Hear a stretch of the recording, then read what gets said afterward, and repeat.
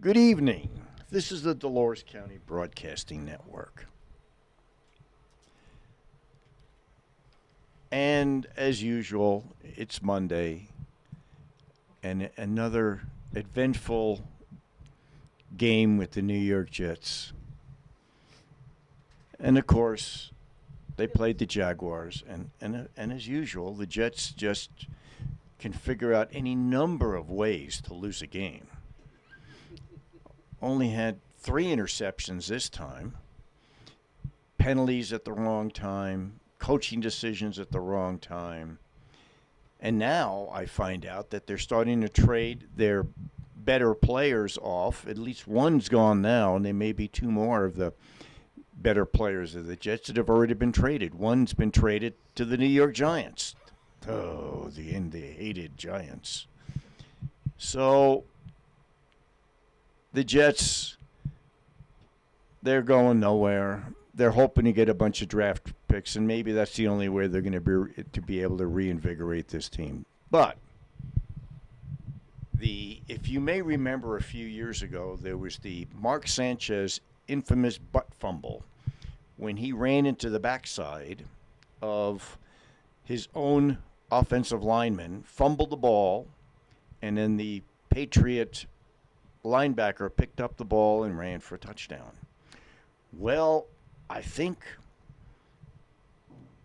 the quarterback for the Cleveland Browns may have just bested that. Mayfield, I could not believe it. I watched it. He just sat there, did a forward toss right to the offensive lineman of the Patriots. I mean, who does that? So the butt fumble, and now, I don't know, they haven't quite come up with a name for this one yet, but this has got to be one of the bigger bonehead plays in the NFL. Definitely going to make all the blooper highlights. So, with that, the DC TV4H Evening News Program for October 21st, 2019. Our camera person is Tanner. The 28th. Did I say 21st? I did say 21st. I read what was on the paper. The 28th. Camera person is Tanner. Video and sound engineer and producer is Lynette. Okay. Teleprompter and prompter, Myra. News anchor is Nolan. Meteorologist is Hannah. And this is your news director, Dan. And now the news. TV for HQ's Evening News Show. Help us keep our news show on the air by becoming a sponsor. You can buy a sponsorship by calling 970-677-4119. That's 970-677-4119. Now for the news. Hi, I'm Nolan, and our first story is from the Durango Herald. Ooh, I'm not going to be able to talk today, am I? Galloping Goose plows through snowstorms in Animas Valley. The Galloping Goose No. 5 experienced some winter adventure during the 2 February excursions on the Durango and Silverton Narrow Gauge Railroad. The 15th of February and the 18th of February trips to Cascade Canyon were cut short because of the snowstorms. The next week's trips were canceled, including one scheduled to take Dolores 5th grade students. Look at it go. During runs up the Animas Valley, operators and passengers of the Dolores-based Galloping Goose No. 5 traveled through blizzard conditions at times, said motorman Joe Becker. It showed the challenges of winter mountain railroading and was a once-in-a-lifetime experience for everybody, he said. Despite following a snowplow train, the Goose still needed its plow and rail flangers to clear snow from the tracks. Onboard sanding equipment was also deployed for traction as the Goose went up the valley. Arriving at Rockwood on February 15th, it was learned that the plow train encountered an avalanche over the tracks farther up the valley that could not clear. The Goose and regular scheduled passenger train both turned around at the Rockwood Y and returned to Durango. The snowslide occurred near Tank Creek, and the railroad sent heavy equipment to clear it open. Becker took video of the trip, which that had been seen on the Galloping Goose YouTube channel. The elementary class trip will be rescheduled, but a date has not been set. The stories from the Durango Herald. High mountain passes could see winter driving conditions. Sunday, southwest Colorado can expect its snowiest week of the year since late May, with a dusting even expected to leave a mark at lower elevations along the U.S. Highway 160 corridor from Pagosa Springs to Cortez. Durango could see a dusting on roads, but I don't anticipate huge accumulations, said Scott Stearns, a meteorologist with the National Weather Service. Stearns said up to 5 inches of accumulation will come in favored spots high in the San Juan Mountains, above 10,000 feet, with the northern San Juans expected to get more snow than the southern peaks. The storm is going to favor northern and central Colorado. Steamboat is expecting 10 inches, but you could see stronger snowfall in the northern San Juan, like Red Mountain Pass, Stearns said. A cold front will be coming through with the storm, which is why Durango, Cortez, and Pagosa Springs are all expected to see some snow with the first cell that moves through Sunday night and Monday morning. The chance for snow in Durango is 60% Sunday night. The chance in Cortez is 40%. Monday during the day, the storm is expected to clear out and leave cold temperatures. The temperatures will continue to drop as the second cell moves through the region Tuesday night and Wednesday morning, Stearns said. In Cortez, lows are expected to be 19 degrees Sunday night and 14 degrees Monday night, 10 degrees Tuesday night, 4 degrees Wednesday night. Durango will be a bit warmer, with lows Sunday expected to dip to 24 degrees, 16 degrees Monday, 16 degrees Tuesday, and 7 degrees Wednesday. Stories from the Journal. Abby and Brittany Hensel, Abigail Lorraine Hensel, and Brittany Lee Hensel, born March 7, 1990, are American conjoined twins. They're dicephalic parapegous twins, and they are highly symmetric for conjoined twins, giving the appearance of having a single body without marked variation from normal proportions. Oh, hey, that's cool. Each has a separate heart, stomach, spine, pair of lungs, and spinal cord. Oh, it just is all scrunched in there. I'm sorry, my eye's itching. Each twin controls one arm and one leg. As infants, learning to crawl, walk, and clap required cooperation. They can eat and write separately and simultaneously.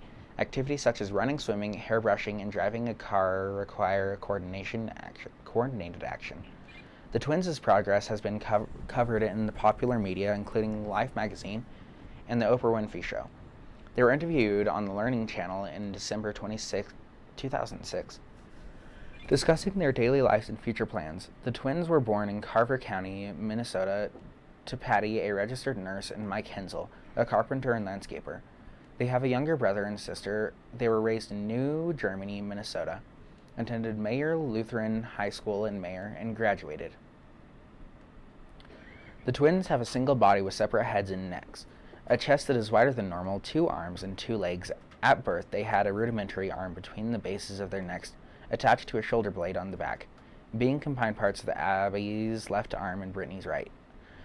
It was removed, leaving the shoulder blade.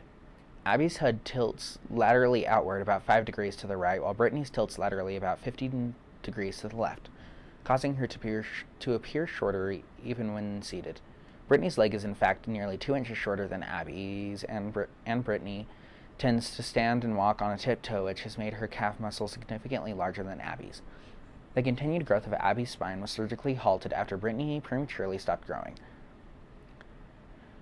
At age 12, Abby's head tilts laterally outwards about 5 degrees, while Brittany's tilts laterally about 15 degrees to the left, causing her to appear shorter.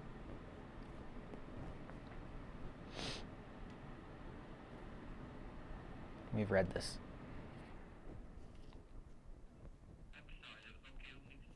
It's okay. It's okay.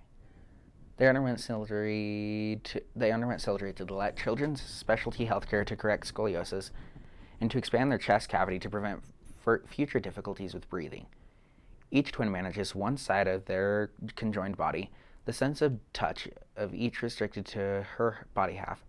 This shades off the sagittal plane that there is such a small amount of overlap at the midline. Stomach aches, however, are felt by only the twin on the opposite side.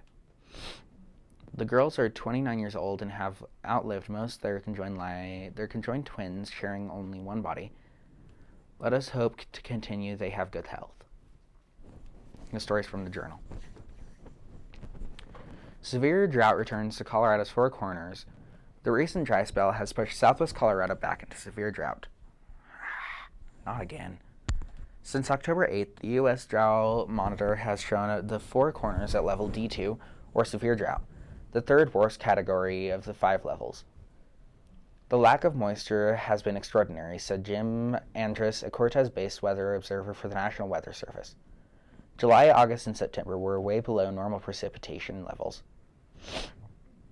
The monsoon rains failed us. They never arrived because a consistent high-pressure ridge blocked them, Andreas said. July saw just 0.45 inches of rain, or 35% of the normal 1.28 inches.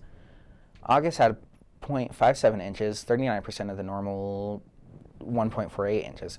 September came in at 0.15 inches, just 10% of the normal average of 1.55 inches.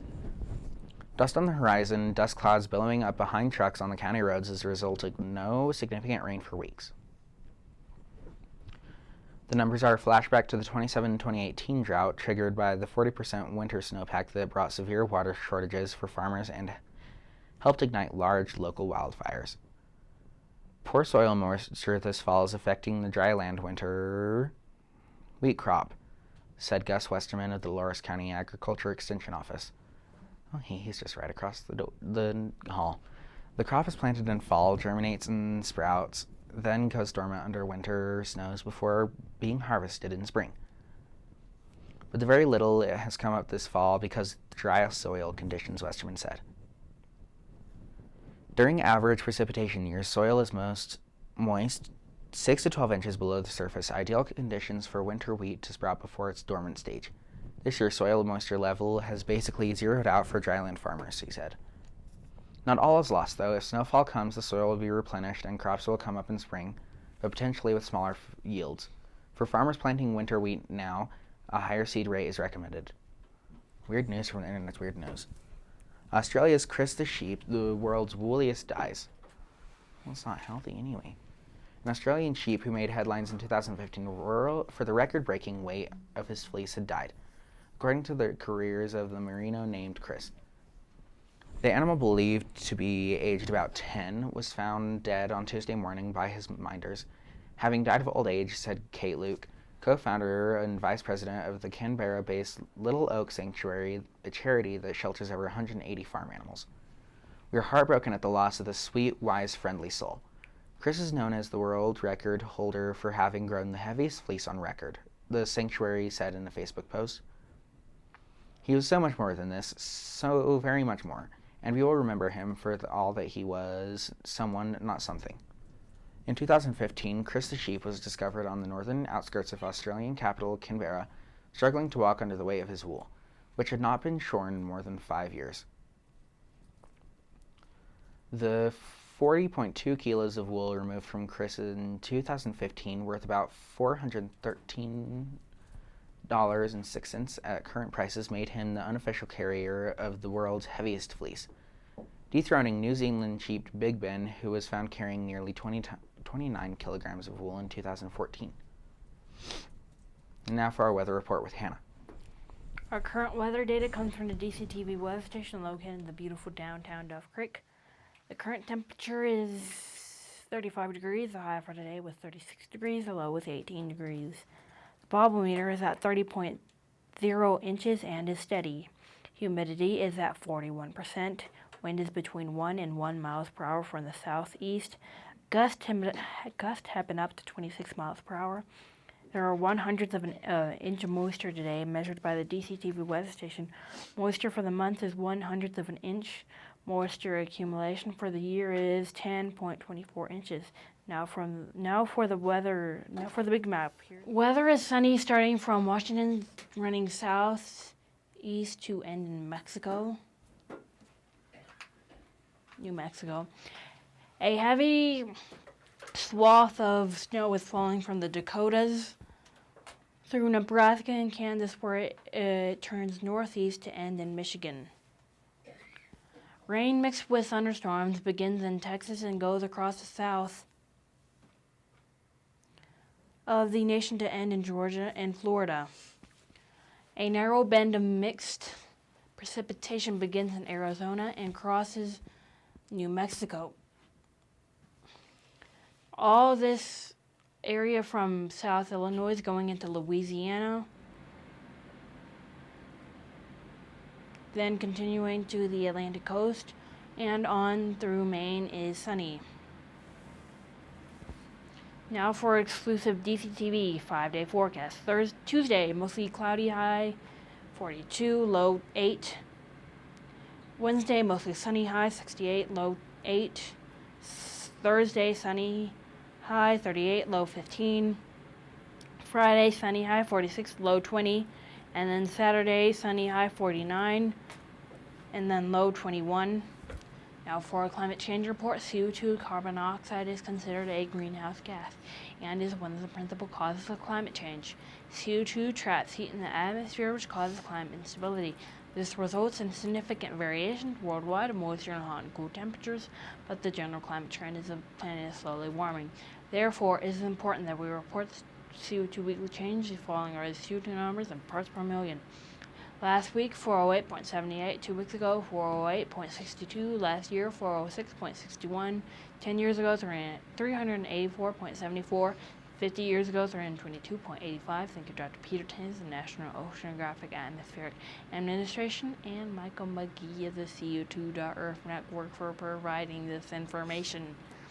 Remember, you can help keep our Kids News show on air by buying a sponsorship. To become a sponsor, just call 970-677-4119. It's 970-677-4119. Thank you. Now back to our news director. And that's the end of today's DCTV 4-H Evening News Show. This is your news director, Dan, saying good night and thank you for watching.